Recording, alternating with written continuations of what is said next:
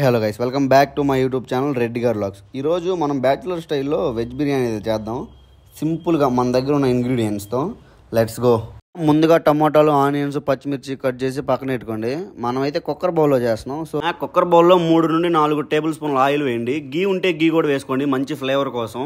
Oil heat అయిన తర్వాత బిర్యానీ మసాలాలన్నీ వేసేయండి. కొంచెం సేపు ఫ్రై చేసి పచ్చిమిర్చి, ఆనియన్ వేసి బాగా ఫ్రై చేయండి గోల్డెన్ బ్రౌన్ కలర్ వచ్చేంత వరకు. 1.5 టేబుల్ స్పూన్ అల్లం వెల్లుల్లి పేస్ట్ వేసి బాగా ఫ్రై చేయండి. అండ్ తర్వాత పెరుగు యాడ్ చేసి కొద్దిసేపు కలిపి తర్వాత మసాలాలు వేయాలి.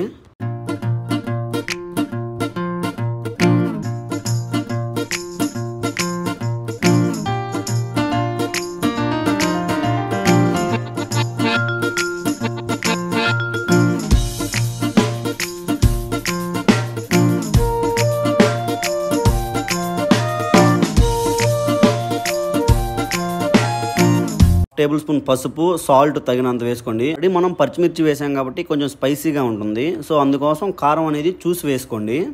ఇక్కడ మనం 2 టేబుల్ స్పూన్ వేసుకుంటున్నాం కారం. Garam masala, coriander powder, pepper powder వేసి కొద్దిసేపు కలిపి తర్వాత రైస్ యాడ్ చేయాలి.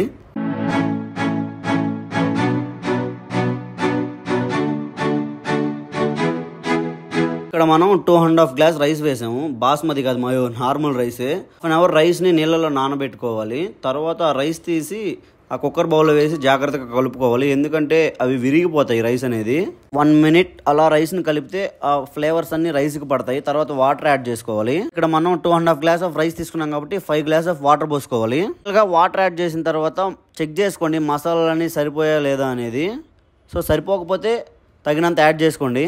మసాలాలన్నీ యాడ్ చేసిన తర్వాత ఒక్కసారి కలిపి ఇంకా మూత పెట్టేయండి. ఇఫ్ సపోజ్ మీరు విజిల్ కుక్కర్లో చేస్తున్నట్లయితే ఒక విజిల్ వచ్చే వరకు కుక్ చేయండి హై ఫ్లేమ్లో. ఫైనల్లీ లాస్ట్లో కొత్తిమీర అండ్ పుదీనా యాడ్ చేసి ఇంకా సర్వ్ చేసేసుకోవడమే. సారీ మా తినే క్లిప్ మిస్ అయింది, లేదంటే ఎక్స్ప్రెషన్స్తో సహా ఉండే వీడియో అయితే. టేస్ట్ అయితే చాలా బాగా వచ్చింది. మీరు కూడా సేమ్ క్వాంటిటీ వేసి ట్రై చేయండి, ఖచ్చితంగా చాలా బాగా వస్తుంది. Thank you guys for watching my video till the end, and please do like, share and subscribe to my channel. It's so helpful for me.